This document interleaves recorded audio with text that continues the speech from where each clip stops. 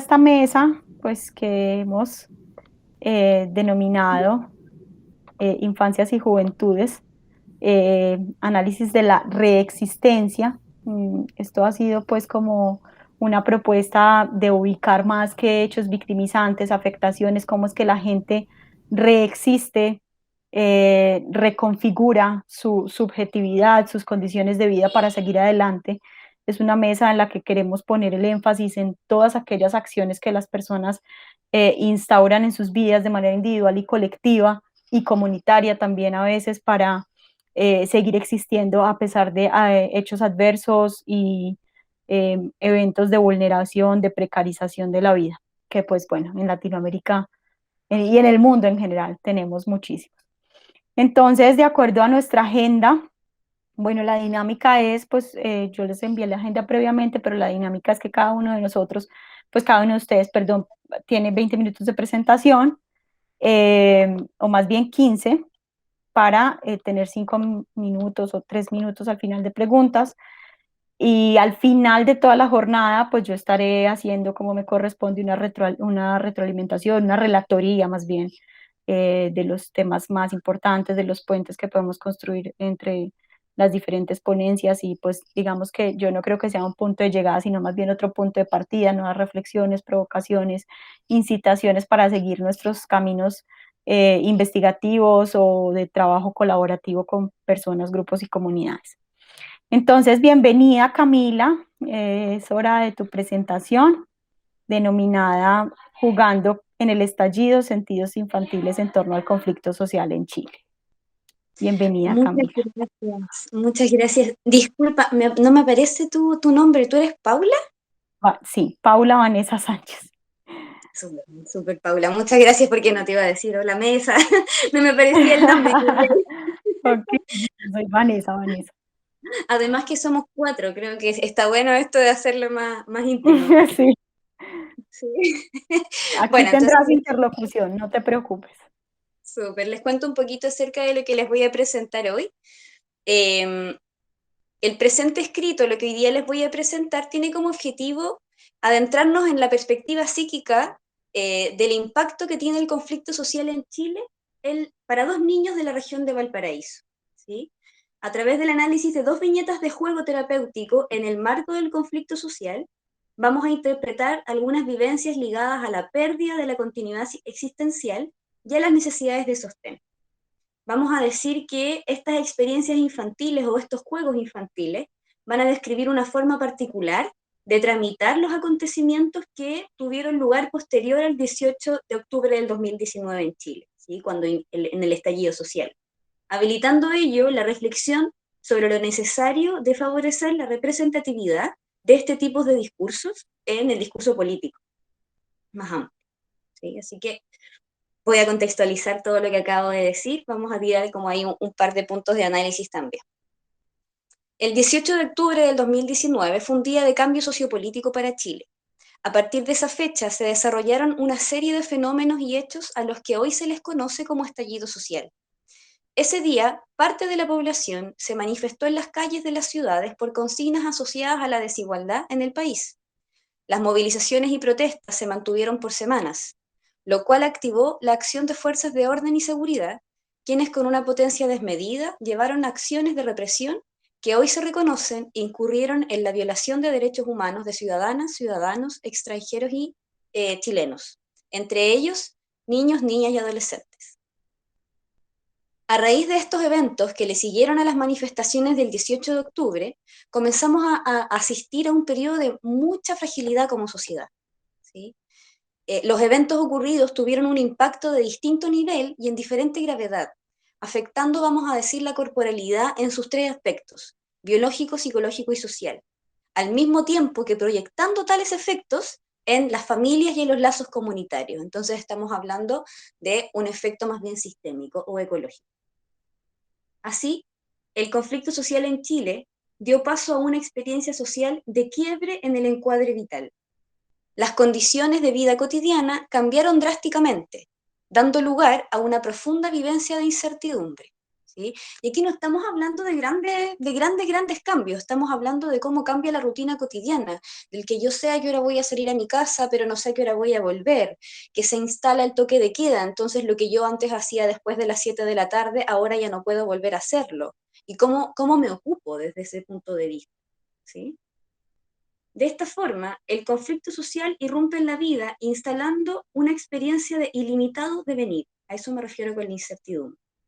Una vivencia de falla en la relación con el ambiente que no logra ser reparada y que por supuesto tiene consecuencias para la organización del yo, es decir, para la manera en que nos organizamos como sujetos. El espacio terapéutico es por supuesto parte del entramado sociopolítico, ¿sí? Entonces, no podemos considerarlo como ajeno a aquello que sucede en las calles. En lo concreto, por ejemplo, les puedo comentar que yo no podía trabajar, yo soy psicóloga clínica infantil, y no podía hacer sesiones en la consulta por el ruido de las bombas Molotov en la protesta. ¿Sí? O sea, estamos hablando de ese nivel de irrupción en la continuidad vital cotidiana. Entonces, estamos diciendo que hay una vivencia de falla en esta relación con el ambiente y que en la consulta también se observa. Y en el caso de la consulta, esto tiene un impacto sobre todo en lo que se juega. Pensando que yo soy terapeuta infanto-juvenil y me dedico específicamente a la terapia de juego. Entonces, a propósito de este contexto, ¿cuál es mi idea? Mi idea es que podamos profundizar en el impacto psíquico que tiene este conflicto social para dos niños de la región de Valparaíso, ¿sí? Para ello, nosotros vamos a utilizar dos viñetas clínicas que corresponden a momentos específicos de un juego. En tanto espacio potencial, el jugar tiene un valor trascendental para la elaboración psíquica. El juego es un medio para la expresión simbólica de fantasías, deseos, experiencias, y por lo tanto el jugar tiene un lugar en la autorrevelación y en la comunicación a nivel profundo. De este modo, el jugar es un medio, pero también es un fin en sí mismo, que contribuye al bienestar subjetivo. Los juegos que vamos a presentar, que voy a presentar a continuación, pertenecen a dos niños de entre 8 y 10 años, quienes al momento de este conflicto social, del contexto del que estamos hablando, ya se encontraban en un proceso de psicoterapia por más de 6 meses al menos. ¿Sí?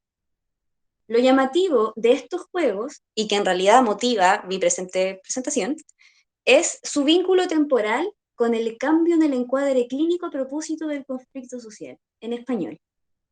Lo que yo quiero decir es que el juego de cada niño dentro del proceso terapéutico hasta el 18 de octubre del 2019 evidenció un cambio importantísimo en su constitución.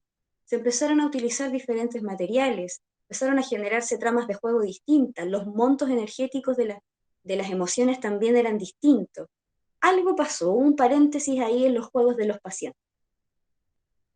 Estas elaboraciones, como estos paréntesis de juego, se mantuvieron estables por al menos 3 semanas y hasta 2 meses con frecuencia relativa, es decir, estuvieron bien presentes por casi un mes y después empezaron a ser reemplazados por otras tramas de juego, más parecidas a los juegos previos de mis pacientes. ¿Sí?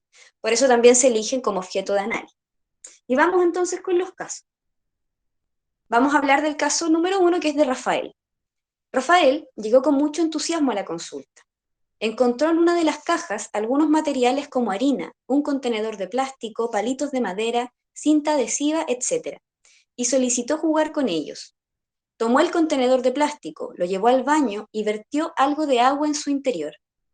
Luego, vertió el kilo de harina sobre el agua dentro del contenedor y comenzó a mezclar con sus manos lo que se empezó a transformar en una gran masa.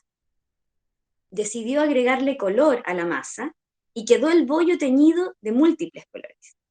Para finalizar, quiso agrandar aún más su masa, está dentro del contenedor, y agregó aún más harina y aún más masa.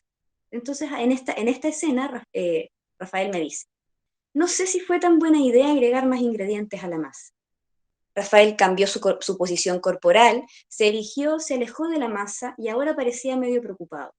Le pregunto por qué. Es que está creciendo mucho, se va a salir. Rafael volvió a su creación e intentaba mezclar con sus manos el bollo que estaba a punto de salir del contenedor de plástico. ¿Te preocupa que el contenedor de plástico no logre contener la masa en su interior? Le digo, últimamente hemos tenido que contener muchas cosas que antes nunca habíamos vivido. Es que se va a desbordar, me dice Rafael. Mira. Entonces Rafael comenzó a presionar la masa al interior del contenedor de plástico, pero la masa claramente ya se escapaba por todos lados. Usó sus dos manos y aumentó la fuerza para que la masa quedase dentro del contenedor. Yo le digo, bueno, parece que realmente te preocupa que esta masa se salga de control, que se desborde. Y me dice enojado, es que se mancha, por eso la estoy apretando, para que no se manche. Entonces Rafael siguió apretando hasta el fondo del contenedor y de pronto sonó un crujido.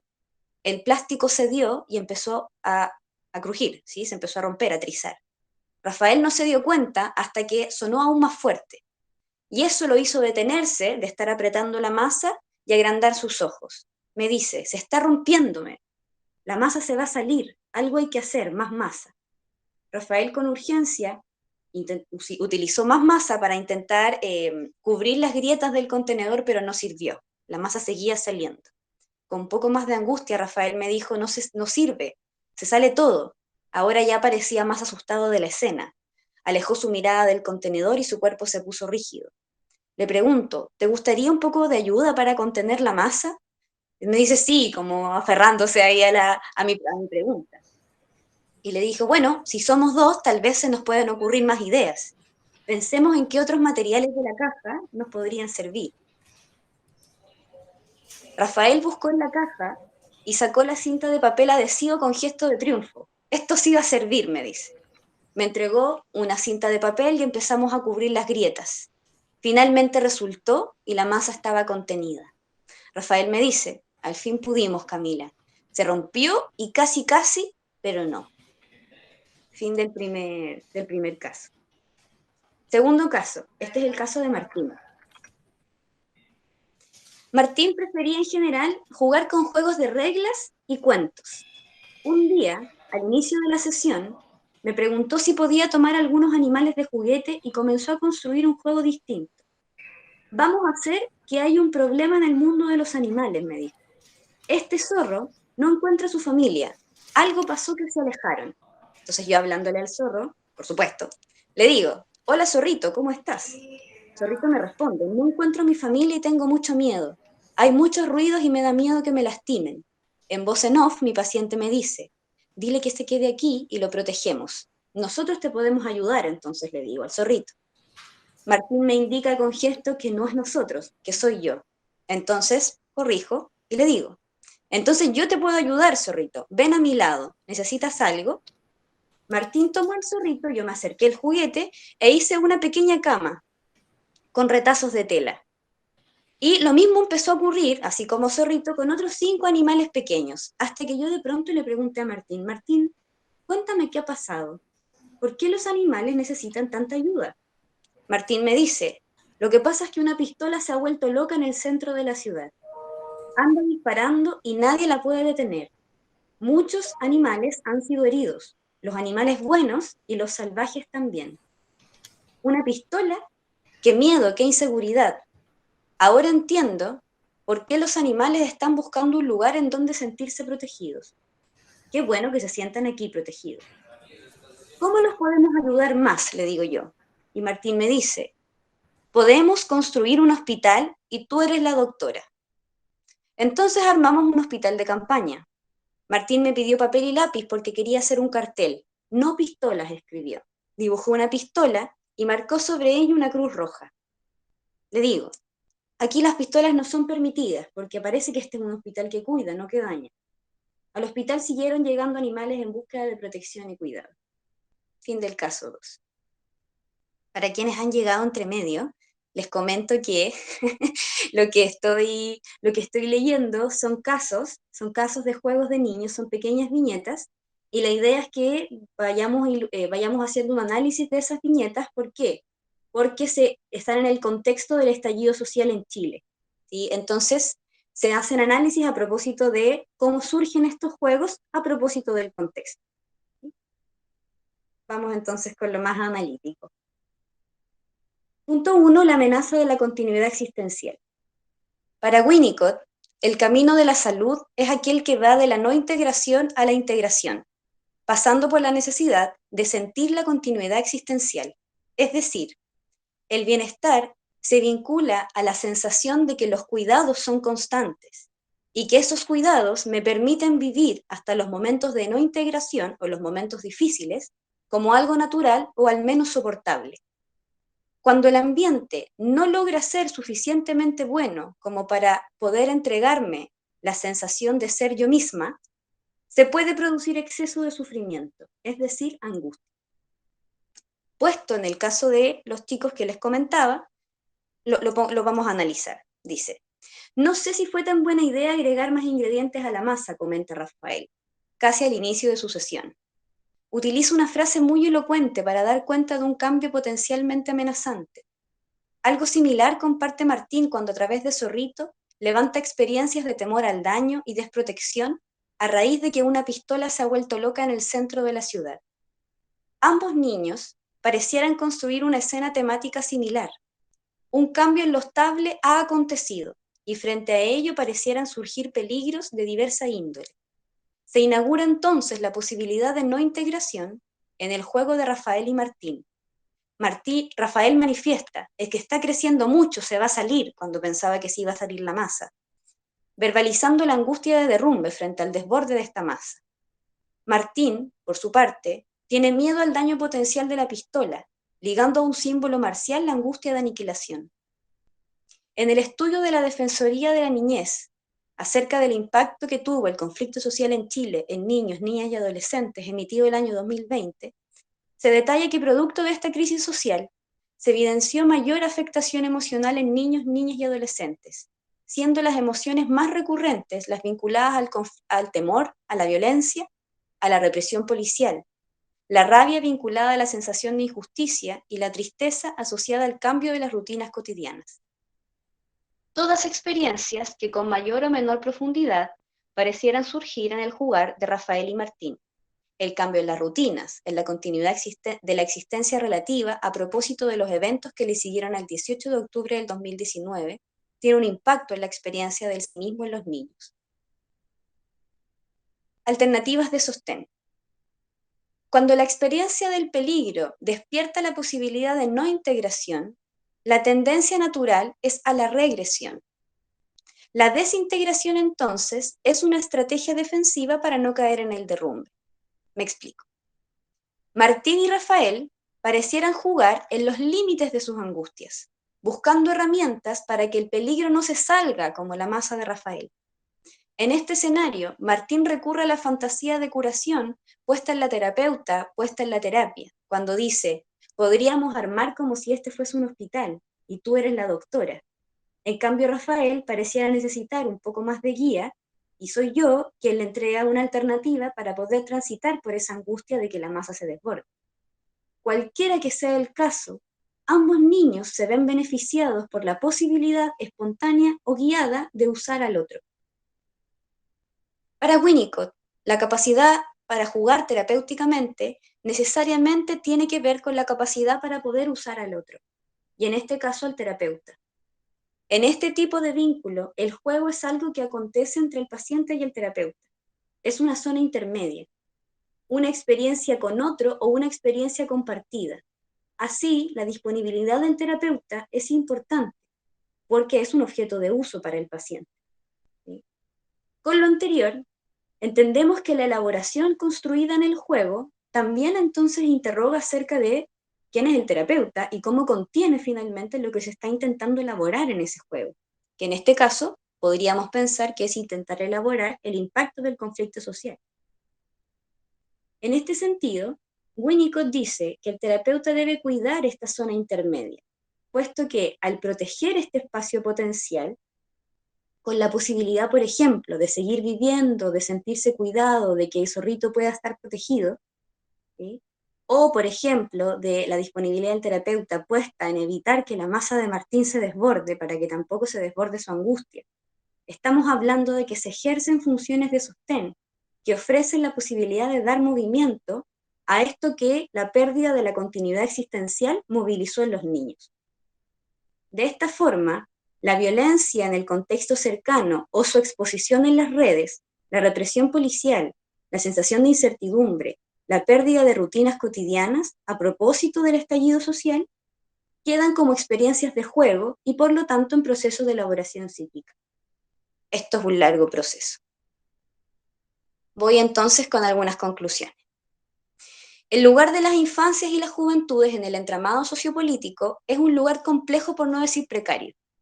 La participación de niños, niñas y adolescentes es un desafío social, en tanto la autonomía progresiva depende de la guía que los adultos puedan hacer para el ejercicio de los derechos. Al respecto, este análisis nos invita a pensar en la necesidad de establecer espacios potenciales que permitan tramitar estas experiencias de quiebre en la continuidad existencial, ya sea del conflicto social o ya sea, por ejemplo, de la pandemia. ¿Sí? También lo podemos poner en ese ejemplo. Es importante entonces un espacio o un otro disponible que pueda sostener, que se preste como plataforma para poder transitar por los afectos complejos que derivan del sentirse en peligro, ¿sí? ¿Qué es lo que sucede, por ejemplo, a propósito del conflicto social? Así, se vuelve trascendental habilitar un lugar real y simbólico para la participación de las infancias y las juventudes. Eso. Muchas gracias. Gracias a ti, Camila. Bueno, abro no sé, los minutos de preguntas. No sé si Jessica, Germán o David tienen algunas inquietudes para resolver.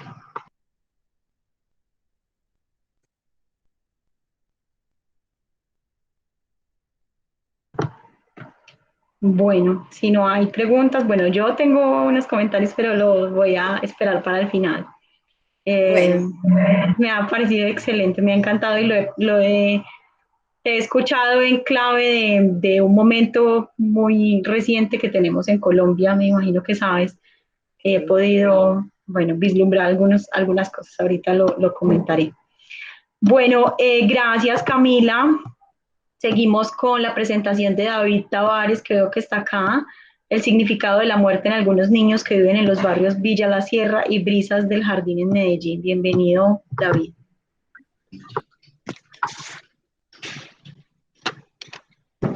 Buenas tardes, ¿nos logran ver? Perfectamente. Perfecto. Dale. Muy buenas tardes a todos, a todas. Bueno, nuestra presentación, nuestra investigación es la influencia de conflicto social violento sobre el significado de la muerte que en niños y niñas en algunos barrios de Medellín, como bien lo dijo la compañera. Nos confirman si pueden ver la presentación en este momento. Sí. Perfecto. Listo. Entonces daremos inicio en este momento. Denos un segundito para ver si nos permite aquí presentarlo ampliamente. Ahora sí, ¿logran verla en pantalla completa? No, todavía no. Ok. Si en este momento la paso, ¿logran ver qué pasa? Cambia de La diapositiva. diapositiva sí cambia, sí. Perfecto. Entonces, bueno, gracias. Como ya les expresaron, nuestra investigación se llama La influencia del conflicto social violento en el significado de la muerte en niños y niñas que han vivido en Medellín. Los investigadores somos nosotros dos, Wilder Steven Yarce Sánchez y David Tavares. Esta investigación se realizó cuando apenas está en el proceso de nuestra universidad, de nuestro pregrado, con acompañamiento de nuestra asesora Diana María González Bedoya. Seguiremos dando continuidad a nuestra investigación. Dentro de nuestro estado del arte podemos comentarles que investigamos más de 40 visiones y percepciones. Aquí les queremos compartir algunas que para nosotros pueden como guiar un poquito este proceso. La primera es Diane Papalia, que nos expresa un poquitico sobre la niñez. Ella nos dice que la niñez y la infancia tienen una división en niñez media y niñez temprana. Y dice que los niños tienen una capacidad asombrosa de captar la información, de percibir su entorno, de darse cuenta de las cosas. Eso es lo primero. Y la niñez temprana pues va desde los 6 hasta los 12 años más o menos. Bueno, también para retomar el concepto, el tema de la muerte, tenemos a Cronaisil, que nos habla sobre los procesos cognitivos que viven los niños en su proceso de desarrollo para comprender la muerte. Nos habla sobre 4 conceptos claves, que es la irreversibilidad, la causalidad, la finalidad y la universalidad que tiene la muerte como tal. Por otro lado, también tenemos a Dávila, que nos comenta un poquitico sobre la violencia y nos expresa que la violencia es la forma extrema de resolución de un conflicto. Y también por último, pues también retomamos a Alonso Pérez y Vélez en el concepto de la violencia homicida, que para estos autores es eliminar a un otro con el que se tiene diferencia, deudas o atropellos, en fin, causarle pues como tal la muerte a esa persona. Damos continuidad a nuestro proceso. Si tienen alguna duda, pregunta, inquietud en este transcurso, pues la pueden hacer sin ningún problema. Seguimos. Muchas gracias. A ustedes, qué pena, eso no lo dijimos al principio. Nuestra población participante, podemos decir que participaron una muestra significativa de 21 niños y niñas, 12 de la Corporación Sembrando en Familia, ubicada en Villa La Sierra, y 9 de la Fundación Poder Joven en Brisas del Jardín. Decimos muestra significativa porque representa lo que otras experiencias de otros niños pueden estar teniendo.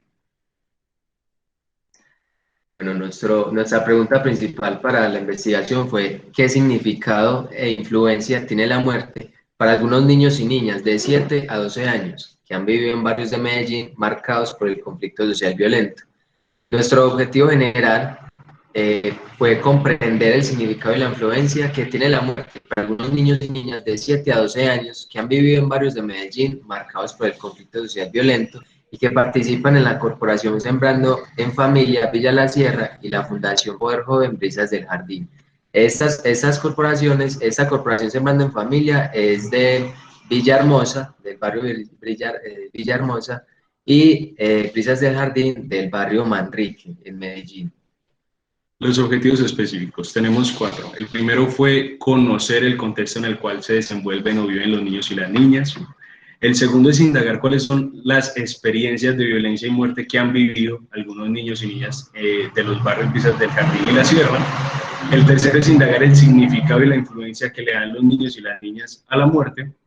Y el cuarto es analizar la interpretación que tienen los niños y niñas sobre la muerte en este contexto. Bueno, continuando ya con el método y la metodología que tenemos en esta investigación, fue de método cualitativo en una metodología de tipo etnográfico. No nos enfocamos como tal con la etnografía tradicional debido a que no hubo pues como una duración a través del tiempo en la investigación y tampoco la permanencia como tal en el contexto. Nuestras técnicas de recolección y generación de información se llevaron a cabo a través del diario de campo por medio de la observación participante y no participante. Aclaramos que durante el proceso de la investigación nosotros también hacíamos parte de las corporaciones y la fundación como practicantes de psicología, ¿cierto? Bueno, también también utilizamos las entrevistas semiestructuradas que se dieron a partir de conversaciones cotidianas con estos niños. Y por último, el taller grupal, que es Camisio y Adaptado, en donde vamos a hacer un poco más de relevancia debido a que, bueno, el Camisio como tal es una técnica japonesa de narración de historias ya estructuradas. Nosotros decidimos coger esta técnica porque nos pareció que tenía como ese dinamismo, esa forma en que los niños podían canalizar sus experiencias. Nosotros la de tal forma que los niños construyeran una historia, nosotros los investigadores éramos como unos canalizadores del tema con el objetivo de que los niños no se dispersaran hacia otros temas. Pero tampoco interrumpíamos como sus significados sobre lo que quisieran decir de ello, como lo quisieran expresar. Esto lo elaboramos en 2 sesiones. La primera fue la construcción del cuento de forma grupal, donde ellos la construían de la forma que ellos quisieran. Y la segunda fue narrarles, según cómo se es el proceso del Camisio, y narrarles el cuento que ellos mismos construyeron. ¿Cómo se hizo el análisis? Nosotros primero realizamos la transcripción de las entrevistas semiestructuradas y los talleres grupales. Procedimos, como Sandoval lo expresa, a realizar una revisión de anotaciones del diario de campo. Pasamos a hacer un análisis secuencial, luego una codificación abierta y posterior a lo último, una codificación axial. Damos continuidad al proceso. Bueno, ahora bien, hablando sobre los hallazgos, los resultados que nosotros encontramos en nuestra investigación se basaron básicamente en dos categorías principales. Esta, hablando de la permanente interacción de los niños con el conflicto social violento, porque nos dimos cuenta que en las interacciones cotidianas que los niños tienen con su contexto, estos constantemente interactúan con diferentes formas en las que la violencia se presenta en estos barrios, principalmente. Las formas en las que ellos se presentan, podemos encontrar pues estos hallazgos, es que los niños vivencian las primeras experiencias de violencia dentro de las familias como tal de estos contextos, experimentando también a su vez negligencia de la familia a partir del abandono por parte del padre principalmente, y también por parte pues, de diferentes maltratos intrafamiliares que se presentan en estos niños. Bueno, también los niños reconocen como la violencia aquellas formas en las que se les hace daño a las personas, ya sea a través de palabras, pero también actos como la discriminación, e incluso relacionan a la pobreza como un tipo de violencia. Damos continuidad. Otra de las subcategorías que dan y forjan esta permanente interacción que los niños vivencian está relacionada con los comportamientos violentos que ellos tienen en el juego. Entonces, a través de palabras, de acciones físicas, ellos tienden a ser un poquito agresivos en esos juegos. Incluso apuestan, y si apuestan es a través de un puño. Por otro lado, tenemos que los niños pueden reconocer aquellos objetos que causan daño, incluso algunos que pueden llevar a la muerte. Entre ellos mencionaban algunos como la mina quiebrapatas, la mini Uzi, granadas, machetes, ladrillos, y comentaban cómo esto lo encontraban en sus ambientes, de cómo, por ejemplo, en una biblioteca a alguien le dieron con un ladrillo en la cabeza y ellos lo vieron, etc. Y por último, tenemos también que los niños y las niñas reconocen las diferentes formas de violencia, la discriminación racial, la pobreza como una expresión de la violencia. Entonces, como un niño que fue a un colegio fue discriminado porque le dieron una beca, y empiezan a hablar un poquitico sobre estas cosas relacionadas con lo privado, los estudios privados, etc. Damos continuidad a los otros hallazgos. El otro hallazgo. Y bueno, la otra categoría principal que también encontramos es que los niños experimentan el sentimiento de venganza como una expresión del duelo violento. Bueno, cabe aclarar que duelo violento fue como un hallazgo que nosotros identificamos particularmente en estos niños a partir de las vivencias y las experiencias que ellos han vivido directamente con la violencia en sus barrios. Bueno, entonces este duelo se presenta debido a que la violencia homicida de las que hablamos en un inicio se presentó debido al homicidio de una persona significativa para este niño, ¿cierto? Entonces encontramos que esas personas significativas para los niños pueden ser esos que acompañan o han acompañado en su crecimiento vital y que de alguna manera fue violentada a través pues, de la violencia homicida. También encontramos que los niños experimentan y expresan más bien este sentimiento y este duelo violento durante todas sus interacciones con sus padres. Entonces encontramos que esto se refleja en el juego para ellos, siendo más agresivos de lo normal, por así decirlo. Entonces encontramos, pues, como lo venimos pues, comentando, que hay niños que apuestan con golpes, ¿cierto? Y para ellos es normal en el juego, pero todo esto se refleja pues porque los niños han tenido esas experiencias de la muerte violenta de una persona significativa. Bueno, por otro lado tenemos, aclaramos un poquitico esta situación del juego. Si bien de por sí, por el contexto, normalizan un poquitico más la violencia, estos niños que han experimentado más íntimamente la muerte por esa persona significativa suelen ser más agresivos. Eso es como lo que queremos decir en sus interacciones de juego. Por otro lado, tenemos también el sentimiento de venganza. de estos niños que experimentan el duelo violento. Ellos buscan una forma de culpabilizar a esa persona o a esas personas, a esos actores violentos que matan, que asesinan, y experimentan esta sensación de yo también entonces puedo ocasionar esto y se lo voy a ocasionar a estas personas que hacen este tipo de cosas. Entonces quiero matarlo, lo voy a matar a todos los que son parecidos a este tipo de actores violentos que le mataron a esa persona significativa, y empiezan a experimentar ese sentimiento de venganza. Y por último tenemos la pregunta, ¿se violenta el niño a sí mismo? Cuando hay un proceso de duelo, en este caso duelo violento, y que no está desarrollado, las herramientas de afrontamiento se vuelven un poquito malsanas, por así decirlo. Entonces los mismos comportamientos tienden a ser cíclicos y son comportamientos de represión, de guardar sentimientos, de no expresarle a las personas las cosas, de seguir lastimando a otros niños, y al final eso también se vuelve algo en contra de sí para ellos. Y por eso decimos que hay un ciclo de violencia.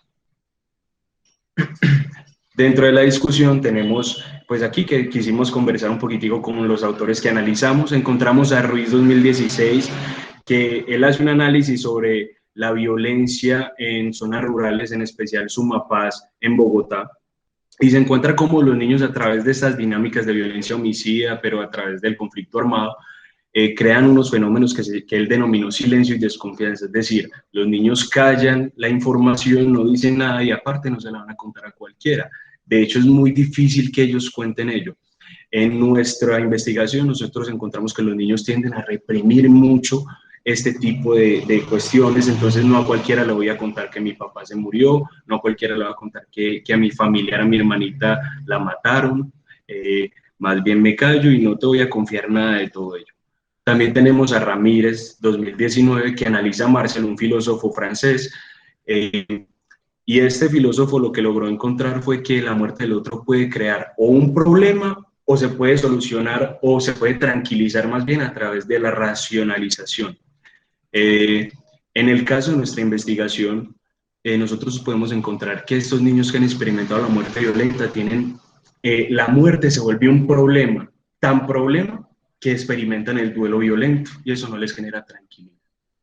Bueno, también encontramos esta diferencia, pues, para establecer un poco más el concepto de duelo violento. En Herrera de Montoya, en Bedia y dentro del DSM encontramos la caracterización, pues, como tal del duelo patológico, ¿cierto? El duelo patológico entonces vendría siendo estas expresiones que los niños tienen, pero a través de los síntomas, perdón, a través de la sintomatología, por ejemplo, de la despersonalización, de pensamientos obsesivos y de alucinaciones que los niños pueden tener respectivamente a esta persona, a la persona pues que se murió, o pues dentro de todas sus interacciones cotidianas. También encontramos que el trastorno de duelo complejo persistente, encontramos que en el niño o la persona pues suele tener esos síntomas y unos más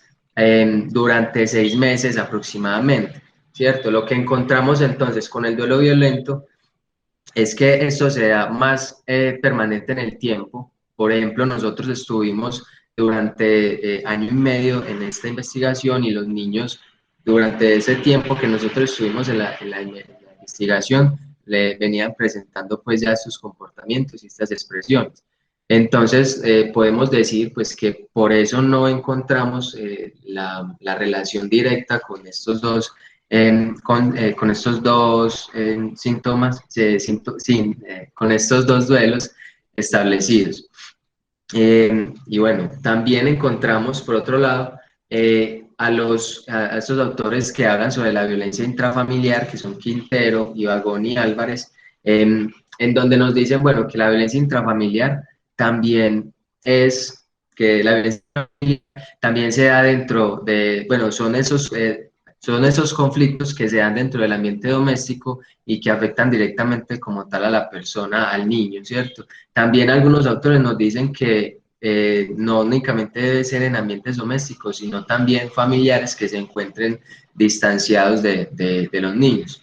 Entonces hacemos como la relación y la discusión con esos autores en el sentido de que los niños hacen un reconocimiento de esta violencia intrafamiliar dentro de su contexto, tanto dentro de su hogar, pero también dentro de las dinámicas de su dentro de las dinámicas familiares que se presentan en su barrio, reconociendo principalmente que todas estas dinámicas de violencia intrafamiliar los puedes llevar en algún momento a la muerte también. Como conclusiones tenemos, la primera es que los niños al interactuar permanentemente con la violencia relacionan esta violencia con la muerte y que a su vez esta es causada por los actores violentos en su contexto. Bueno, también tenemos que algunos niños consolidan su significado de la muerte desde la violencia intrafamiliar, a partir del reconocimiento de esta última en su contexto también. Y por último, tenemos que algunos niños consolidan el significado de la muerte desde esa venganza que se da desde el duelo violento, ocasionada por esa muerte violenta, a esa persona que para ellos aún sigue siendo significativa, a pesar de que ya haya muerto. Aquí. Y bueno, sí, ya por último, ya para finalizar, queremos hacer esta reflexión, más allá del significado de esa muerte. ¿Qué hay de que un niño diga que no puede salir en la noche porque por una bala perdida se puede morir? De que no puede hablar sobre ciertos asuntos porque los de la vuelta lo empapeletan a uno. De que un niño de 8 años coja un cuchillo y amenace a uno de sus padrastros porque está golpeando a su mamá. De que la abuela, que se encarga de cuidarla, casi la mata. De que el papá le pegaron 6 tiros y que este mató a 2 personas borracho. Del hecho de que una niña de 12 años se altere cada vez que habla de su hermana asesinada y que grite. ¿Por qué tienen que ser así? ¿Qué hay? Esta reflexión la compartimos porque más allá de pronto de que algunas personas lo puedan ver como algo amarillista o algo así, es una realidad que muchos niños están viviendo aquí en Medellín y de seguramente en otros países, en otras ciudades, en otros lugares. Pues esta es una muestra significativa y pues queremos mostrar lo que ellos viven y cómo ellos expresan realmente esas vivencias. Más adelante están las referencias bibliográficas. Y listo, eso es todo, muchísimas gracias, aquí estamos.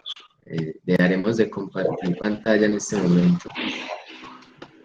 Bueno, muchachos, muchísimas gracias. Bueno, ya estamos muy pasados del tiempo, pero como veo que hay ponencias que no se están presentando, que no se van a presentar, entonces no hay problema. No sé si Camila, Jessica o Germán tengan alguna pregunta para David y Wilder. No, muchas gracias. Aquí estamos. La presentación. Camila. Que no tenía dudas. Muchas gracias a ellos por la presentación. Estuvo muy interesante. Gracias por Bueno, yo sí tengo una pregunta y es que un poco ustedes lo dijeron al final. Creo que lo dijo David cuando decía, no tiene una pretensión amarillista esta presentación, pues, y mostrar esto, dado que es una realidad innegable en este país y creo que en otros, sobre todo en Latinoamérica. ¿Cuál es entonces, cuál es la relación de esta presentación con la reexistencia? ¿Qué es lo que hacen estos chicos para, a pesar de mantener en este contexto tan vulnerable de tanta violencia, tan fuerte, cómo es que hacen para seguir existiendo y cuáles serían los mecanismos de reexistencia en este trabajo? ¿Quiere contestar? Contesta. Bueno, entonces, el tema de la reexistencia lo reflejamos más como por el acompañamiento que se hacen entre ellos mismos, ¿cierto? Como a pesar de las situaciones que viven cotidianamente con la violencia y con esos procesos, encontramos que entre ellos mismos se logran como dar ese acompañamiento. Entonces, por eso incluso vemos que en el juego estos comportamientos violentos que se presentan entre ellos, para ellos es normal y se defienden entre ellos. Bueno, entonces se golpean jugando, pero cuando uno les va a preguntar, bueno, ¿por qué se están golpeando? No, profe, es que estamos jugando. y los dos dicen que están jugando. Entonces, como yo lo veo desde esa parte, desde el acompañamiento que se hacen entre ellos mismos principalmente, a pesar de que hayan tantas dificultades por los adultos que son como las personas que más intervienen, influyen más bien en esos procesos de significación. Además, también encontramos pues que el significado de la muerte en ellos puede querer, pues no sé, puede como tender a transformarse, ¿cierto? A través de las vivencias que posiblemente se pueden posibilitar más bien por parte de, de la corporación y de la fundación y de diferentes entes que damos como el acompañamiento en estos lugares a estos niños. Bueno, si quieres, yo en 30 segunditos digo mi visión. Si estamos hablando de reexistencias, tenemos que considerar que los niños todavía están de pie, ¿cierto? Y sin importar que vivencien la violencia intrafamiliar o la violencia homicida, siguen ahí. Es muy particular porque en los barrios complejos la participación de niños, en especial de estos niños, suele ser muy activa. Ellos suelen buscar oportunidades o un lugar donde los acojan, donde los abracen, donde digan, bueno, tengo otra posibilidad. Y nosotros somos esas personas que tristemente, o sea, a pesar de que estamos intentándolo, tenemos que saber algo, y eso va muy ligado al impacto político, y es como nosotros estamos siendo apolíticos, estamos siendo personas, una sociedad, un Estado y familias que nos estamos desresponsabilizando por velar por los derechos, por la calidad de vida de estos niños. Pero sin embargo, ellos siguen intentando y buscando estas formas. Entonces, la cuestión es que este tipo de investigaciones permiten, por un lado, conocer esas realidades, saber cómo está la situación política y cómo nosotros estamos impactando allí, y de tal forma, si no está funcionando, bueno, ¿esta investigación para qué sirve? ¿Qué vamos a hacer nosotros con esto? Y es ahí donde podemos decir, formamos conceptos, hacemos la crítica al tejido social que se está dando y proponemos alternativas de solución con el objetivo de que esta esperanza que los niños tienen siga vigente y esa resistencia se forje como una existencia perdurable en el tiempo, sostenible y que no se muera esa luz. Sería eso, no sé si le podemos responder. Sí, ok, chicos, muchísimas gracias. Bueno, continuamos, pues aquí no están las personas, Sergio Nicolás y Eliana Marcela, no están acá, quienes continúan con la siguiente ponencia. Después está Angie Nicole Santana, María Paula Pinzón, tampoco están. Entonces, Jessica, que sí está.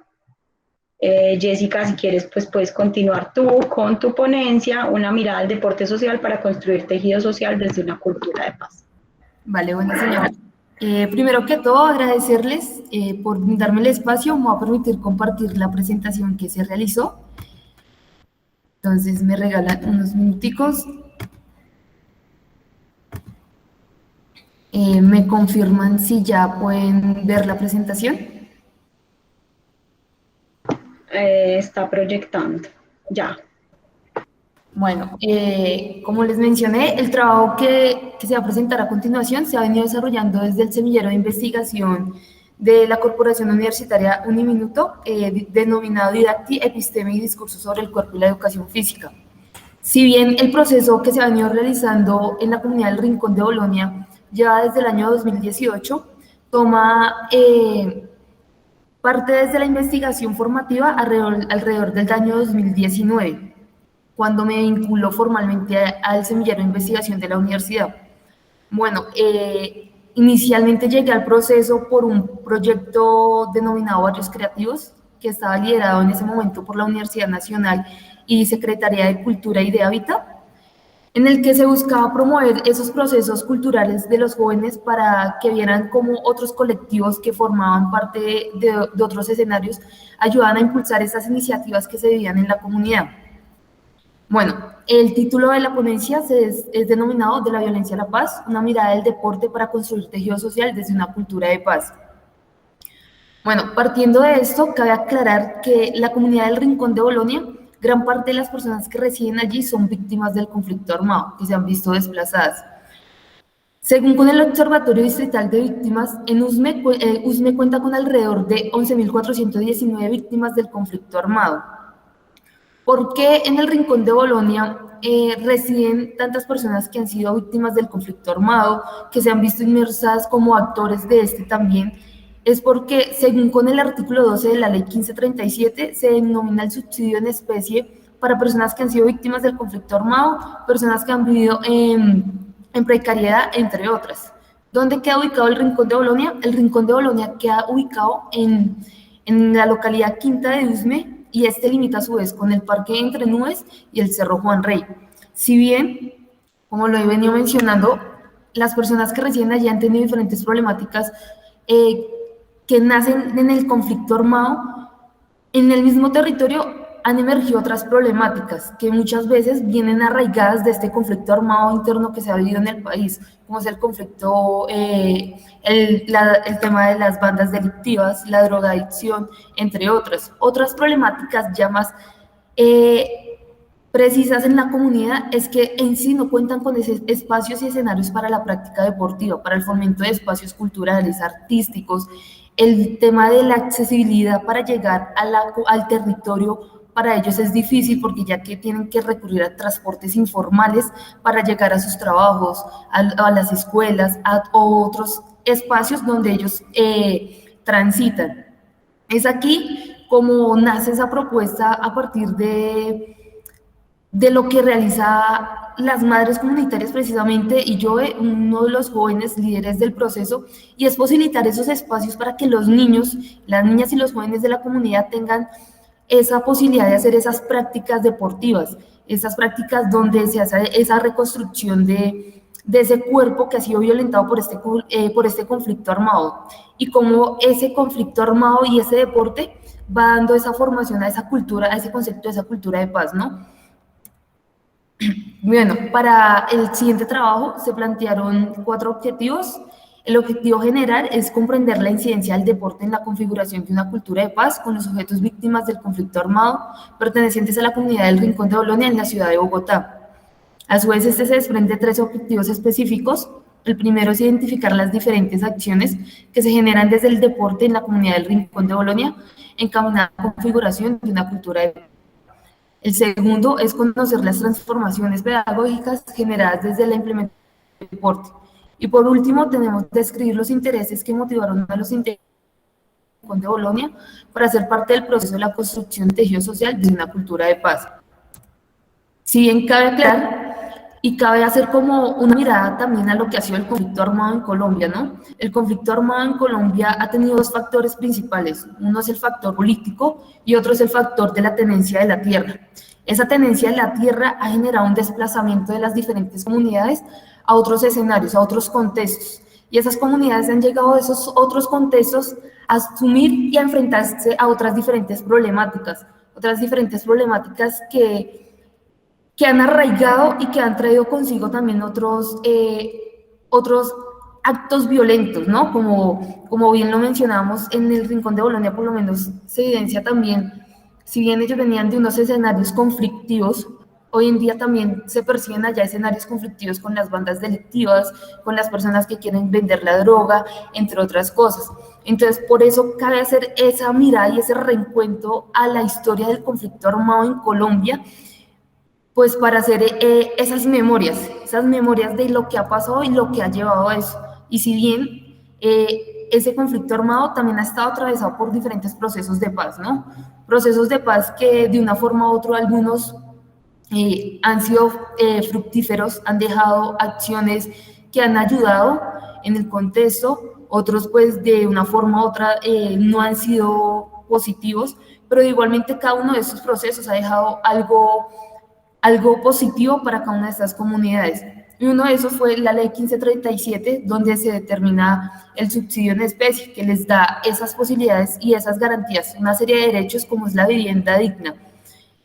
A continuación, en la pantalla evidencian el mapa de la localidad Quinta de Usme, y los apartamentos que evidencian ahí son los apartamentos del Rincón de Bolonia. La de arriba, la parte superior, es el Rincón de Bolonia A, y la parte inferior es el Rincón de Bolonia B. La parte montañosa es el Parque Entre Nubes, que es una de las reservas también naturales con las que cuenta la ciudad de Bogotá. Bueno, De aquí parte por qué se propone el deporte y la educación física para entretejer esa cultura de paz, ¿no? Se propone la educación física y el deporte social como un escenario en donde las comunidades que han sido víctimas del conflicto armado puedan recurrir a esos espacios de dinamización y posibiliten la inserción social, proyectando esa construcción del tejido social y a la promoción de la cultura de paz. Esa educación física que va más allá de ese adiestramiento corporal, ¿no? Esa educación física que reconoce al cuerpo del otro como un cuerpo sensible, un cuerpo que siente, transita, vive y que percibe. Ese deporte formativo no solo en la competencia, sino un deporte que es formativo en valores, en cómo yo respeto, en cómo yo vivo y cómo veo a mi compañero en la cancha de juego. Y así como yo lo veo, como también, como lo menciona Galtung, para llegar a esa paz positiva tenemos que partir de esa paz negativa, ¿no? Y esa paz negativa es romper esos paradigmas de esas transgresiones de violentas con los demás. Entonces, pues para llegar a esa paz positiva, tengo que entender los contextos violentos en los que estoy viviendo y cómo los afrontamos, ¿no? Bueno, para dicho proceso, la metodología planteada se parte desde un carácter de investigación-acción con un enfoque cualitativo. Los instrumentos de recolección para dicho proceso, en primera instancia, fue el diario de campo y a su vez se propusieron unas entrevistas semiestructuradas. El contexto, como se los mencioné, es la comunidad del Rincón de Bolonia, la cual está ubicada en la localidad Quinta de Usme. En este proceso también se partió desde una propuesta metodológica para el trabajo comunitario, la cual nos propone María Morín. Esta propuesta nos plantea 8 fases. Esas 8 fases, en la primera nos genera un diagnóstico de la comunidad, y en ese diagnóstico de la comunidad, como yo analizo esas problemáticas que hay en la comunidad, ¿no? A partir de esas problemáticas yo hago esta caracterización de los grupos y hago una primera evaluación. A partir de esa primera evaluación vamos mirando cómo vamos encaminando esa ruta de trabajo. Esa ruta de trabajo se fue encaminando mediante los entrenamientos que se realizaban con los chicos, los diferentes talleres que se plantearon, también a su vez en las entrevistas, escuchar los relatos, las voces que fueron dando ellos. Si bien nosotros en un primer escenario planteábamos unas familias semánticas que eran el conflicto armado, la paz, el cuerpo y el deporte, a partir de esas entrevistas semiestructuradas se fueron visibilizando y se fueron emergiendo esas nuevas categorías, esas categorías que hicieron ver los chicos, las niñas, los niños y los jóvenes de la comunidad, cómo a partir de ese conflicto armado ellos lo vivencian también como esas bandas delictivas que se encuentran en el territorio, como el consumo de drogas, las pandillas, y cómo de pronto en paz ellos nos reflejaban esa paz desde esa tranquilidad que sienten al estar en los contextos, en la cancha de fútbol, al estar en esos escenarios donde participan tranquilamente, no están cohibidos o no están inmersos en escenarios violentos. Y si bien también se planteaba el cuerpo, era como ver ese cuerpo más allá de ese cuerpo que es un cuerpo sensitivo, un cuerpo sensible, que siente, ¿no? No solo verlo como un cuerpo máquina y un cuerpo que ha sido victimizado y que ha sido como visto como un objeto en la guerra, ¿no? Y a partir de cómo lo hicieron estos chicos, a partir de esas propuestas que fomentaron, como fue la escuela de fútbol, ¿no? Ese deporte social comunitario que encaminó diferentes acciones. Una de esas fue generando un proceso de vinculación con el Jardín Botánico, en la que se vincularon los chicos y empezaron a hacer una resignificación de su territorio. ¿Cómo empezaron a hacer esa resignificación del territorio? Creando y generando esas huertas comunitarias donde los chicos entendían cómo el sembrar un árbol, cómo sembrar la lechuga, el repollo, va a generar un cambio en el contexto, cómo el cuidar yo una huerta comunitaria también estoy asimilando ese cuidado como el cuerpo mío, el cuerpo de los otros, el cuidado de nuestro territorio y los demás escenarios. Para esto, como les mencioné, se realizó una codificación abierta desde lo mencionado por Estados y Corby. A continuación, lo que evidencian es fragmentos de las entrevistas. Entonces, me voy a permitir leerles un pedazo de los fragmentos. Entonces, una de las preguntas que se realizaba, ¿qué ha sido lo más complicado de todo el proceso? Y uno de los chicos del proceso nos decía el enfrentamiento contra los adultos que creen que los jóvenes y los niños y las niñas no tienen espacio donde recrearse. Y ellos sí lo ven jugar a uno en la cancha o si están en la huerta, creen que ellos están haciendo algo malo y comienzan a tildarlos y no se dan cuenta que ellos están aprendiendo un arte. Ahí es donde, en esas voces, en esos relatos que nos dan a evidenciar los chicos, los jóvenes de la comunidad, es donde empiezan a salir esas categorías emergentes. Por lo menos aquí podemos evidenciar esa categoría emergente como son esos imaginarios de ese joven vándalo que tenemos a veces en la comunidad, ¿no? Si bien los jóvenes están haciendo unos espacios de resignificación de su territorio, unos espacios donde están entretejiendo colectivamente, pero de pronto como los adultos no perciben eso como una construcción, sino lo ven y lo perciben a ellos como unos jóvenes vándalos que están haciendo otras cosas que no son productivas para ellos. Otra de las preguntas era, cuéntame algo curioso que les haya pasado alguna vez. Algo curioso, pues el día que la Fundación Renacer nos regaló los arcos y comenzamos a montarlos, y llegó un señor de la constructora diciendo que los del consejo y la administración habían mandado a sembrar unos árboles en la cancha y no sembraron árboles en toda la cancha para que los jóvenes no participaran aquí y no tuvieran donde recrearse. Aquí vemos una categoría muy emergente y es ver cómo también en esos escenarios y en el territorio, si bien ya los jóvenes, los niños, han sido transgredidos y venían de unos escenarios de conflicto, que venían de desplazamiento desde las diferentes comunidades, cómo llegan a otro escenario y cómo también de esos escenarios a veces, muchas veces también los desplazamos, ¿no? Desplazando, quitándoles y no generándoles esa apropiación en el territorio para que ellos hagan sus prácticas deportivas, culturales, entre otras.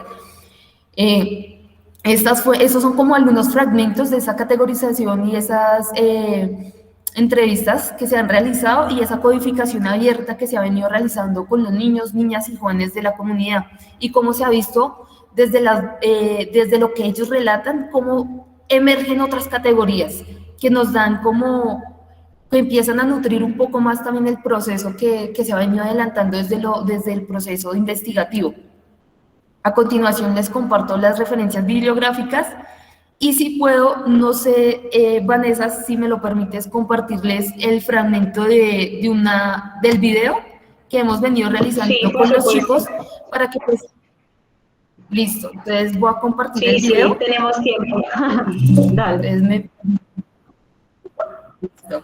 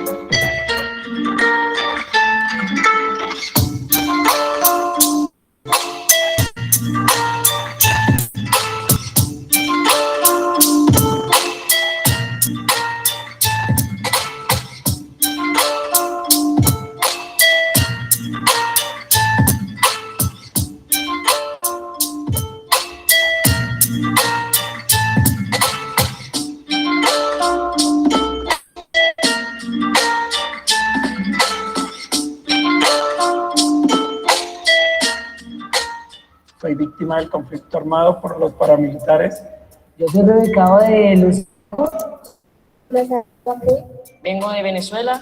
Soy víctima del conflicto armado. Soy desplazado del Cesar. Y nos reubicaron de San Joaquín. Yo soy de Venezuela, la parte de Aragua. Soy desplazada de Ataco, Tolima.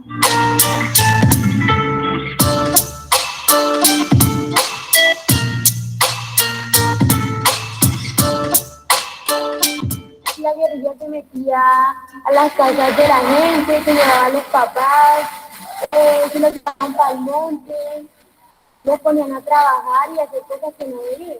Pues según que era de ya riesgo la casa donde estábamos y pues por eso fue que nos sacaron de allá. Duramos, fueron, ¿qué? Una semana acá a Bogotá, caminando. Sí, pasando trabajo como todo, pero gracias a Dios llegamos. Y poco a poco acá. Pasa hambre por la calle, nos trataban mal también. Todo eso, y yo lo viví con mis hermanos, mi mamá. Sí, he escuchado que se querían llevar a mi papá y pues ya, pues así que yo mucho no porque yo estaba chiquita, entonces no me acuerdo mucho. Que escuchaban a los del ejército y a la guerrilla peleándose y dando bala y también a veces pasando los aviones y helicópteros a puro plomo, ellos no podían dormir tranquilamente.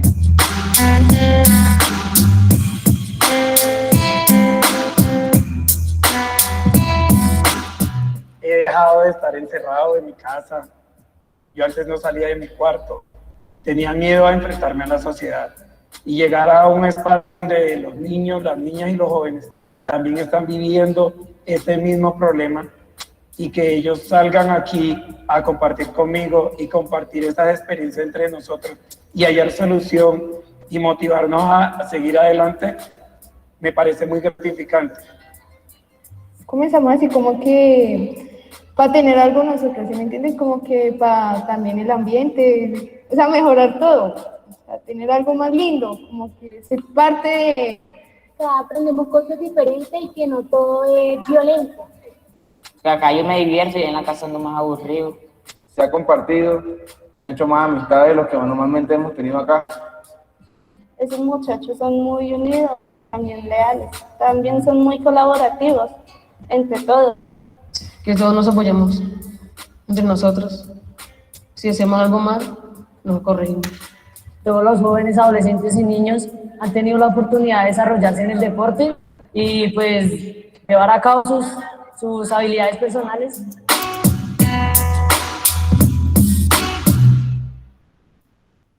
Bueno, para no tomarme todo el tiempo, ese es como del video documental que se realizó con los chicos de la comunidad del Rincón de Bolonia.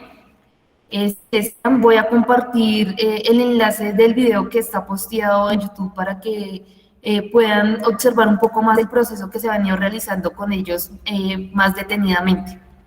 Y este fue el proceso que se ha venido realizando y esta es la ponencia. Muchas gracias.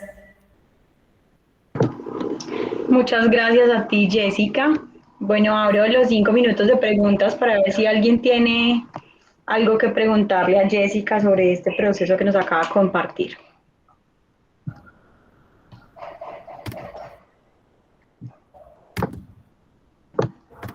¿No? ¿Nadie? Bueno, yo me permito entonces hacerla.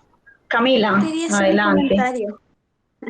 Sí, muchas gracias, Jessica, por tu presentación y más que una pregunta, quería comentar. En algún momento tú dijiste algo que a mí me pareció muy interesante y que creo que es muy cierto, como creo que tu propuesta es el intentar transitar de un deporte como desde el... ¿Cómo dijiste tú? Algo de físico, como entrenamiento físico, como solo estar como pensando en el cuerpo, a pensar el deporte como algo más integrado en el desarrollo comunitario y creo que en el desarrollo social y por lo tanto en el bienestar. Encuentro que está muy, muy interesante esa propuesta, sobre todo como, por ejemplo, yo trabajo también en educación y creo que esa mirada sería mucho más integradora de esa asignatura, por ejemplo, en los colegios. Gracias, Camila. Sí, es ver si bien la presentación hablamos de la educación física, es no ver esa educación física ligada a una institución educativa, ¿no? Porque pues la educación, la formación la encontramos en diferentes escenarios. Es llevar más bien esa educación física a otros escenarios y es a esos escenarios comunitarios, a esos escenarios donde realmente podemos hacer un poquito unas transformaciones más. Y es verla más allá de esos escenarios netamente formales, como se diría.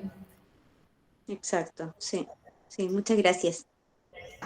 Jessica, Ingrid hace una pregunta, ¿cuáles son las proyecciones del proyecto? ¿Qué pretendes a futuro y cómo transformar comunidades? Bueno, las proyecciones, yo creo que ahorita en este momento es seguir trabajando con ellos, es ver cómo va trascendiendo el proceso y cómo el proceso que se ha generado en la comunidad del Rincón de Bolonia empieza a tener como un poquito más de auge, ¿no? Y cómo en otros escenarios, en otros contextos donde podamos evidenciar las mismas problemáticas que se viven en el Rincón de Bolonia, podamos llegar a hacer esas transformaciones, ¿no? No es solo verlo en un territorio, sino como nosotros como licenciados o como licenciados en formación, en educación física, en las diferentes áreas o en las diferentes ramas, nos proyectamos a llegar a esos escenarios donde las comunidades realmente nos necesitan y como de una forma u otra empezamos a apoyarlos a ellos y a proyectar otras formas de transformación y de resignificar el territorio. Muchas gracias, Jessica. Bueno, por acá te dicen que felicitaciones por tu ponencia. Bueno, felicitaciones realmente a los 3, 4 expositores. Hoy teníamos una jornada de 7 ponencias, solamente conozco la situación de una de las ponentes que no ha podido ingresar por una calamidad doméstica, los otros desconozco la razón, no sé si sea por el colapso que tuvo la página al inicio o sean otras razones. Espero que mañana pues tengamos una participación más nutrida. Sin embargo, pues estas 3 ponencias que hemos tenido durante la tarde de hoy creo que recogen muy bien el propósito de la mesa cuando la planteamos en términos de reexistencia, es decir, cuando nosotros pensamos en esto, como lo dije ahorita al inicio en la apertura, pensamos en una mesa que diera cuenta de todas aquellas estrategias, eventos, situaciones, planes que la gente pone en marcha, deliberadamente o no, para hacer frente a un daño, a una vulneración, a un conflicto, a determinado tipo de sufrimiento. Y creo que las 3 ponencias desde diferentes perspectivas han respondido un poco a ese propósito, esa pretensión, como Camila mostraba, como una estructuración psíquica, si se puede denominar así, que proyecta un poco lo que está pasando en la vida, en el contexto sociopolítico, y nos muestra cómo niños, niñas, adolescentes no son ajenos a estos contextos que nos circundan, sino todo lo contrario, unos partícipes activos, y esta realidad pues constituyéndolos de una manera muy dinámica todo el tiempo. También David y Wilder muestran también como este proceso de sobreponerse a escenarios tan violentos y de unas violencias tan profundas y de todo tipo, porque no solamente hablaban de una violencia directa, sino también una violencia estructural.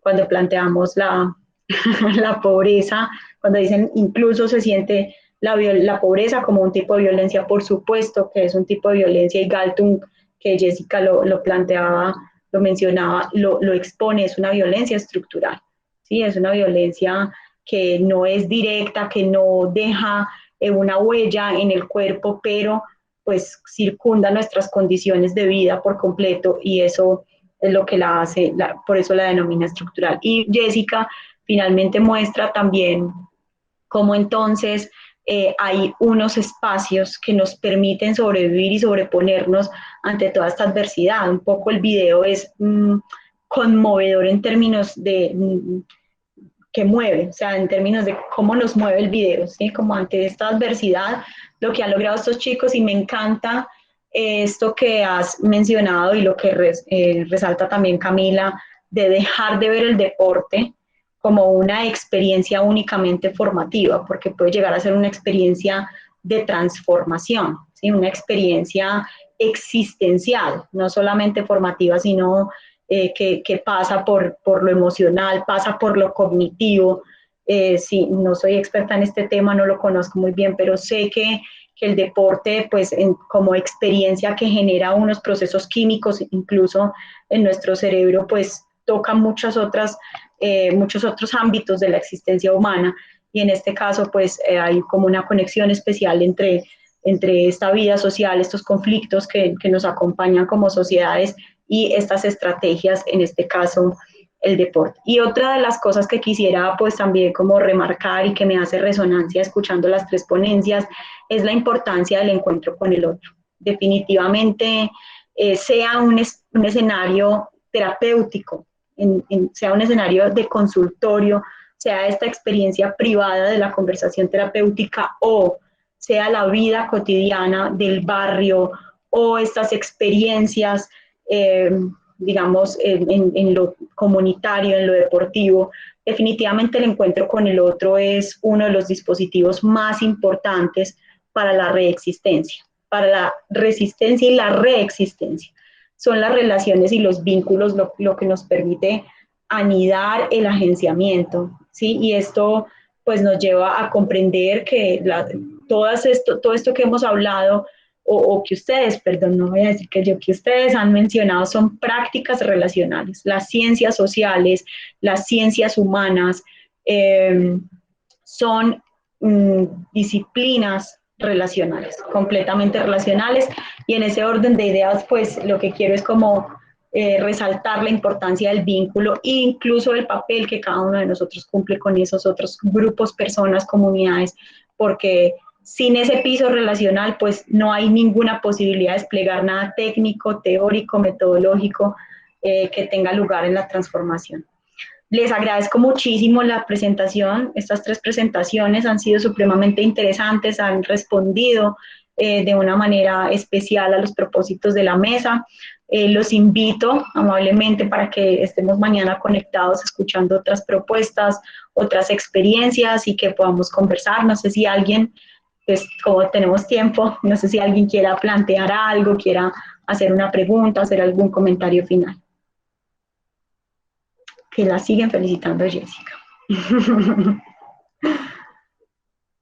No, muchas gracias Paula por tus últimos comentarios, creo que son efectivamente muy integradores como de las tres ponencias, o sea, no solo es interesante la propuesta de la mesa a propósito de que lo importante no es solo quedarnos con el sufrimiento y con cuáles son los efectos de ese sufrimiento, sino que cómo hacemos para poder transitar por ese sufrimiento, aceptando que es algo real también, ¿sí? Pero sin que por ello dejemos de sobrevivir, ya sea a propósito del sostén terapéutico, ya sea a propósito de brindar un espacio en el deporte, ya sea a propósito de hacer como grupos comunitarios de diálogo con niños, pero sí, muchas gracias a los presentadores, poquitos, pero muy interesante. También eso que acabas de decir me encanta porque han sido tres propuestas muy diferentes, han sido propuestas de ámbitos completamente distintos, pero propuestas que nos muestran que hay múltiples formas de trabajar por la transformación. Perdón que ustedes escuchan un gallo acá al final, al fondo, pero yo estoy precisamente en una inmersión comunitaria en este momento y estoy por acá muy lejos. Estoy entre gallinas y vacas y todo eso. Bueno, muchas gracias, un abrazo para todos, me encanta conocerlos, así sea por estos medios virtuales, y espero verlos mañana a todos. Un abrazo. Chao. Chao.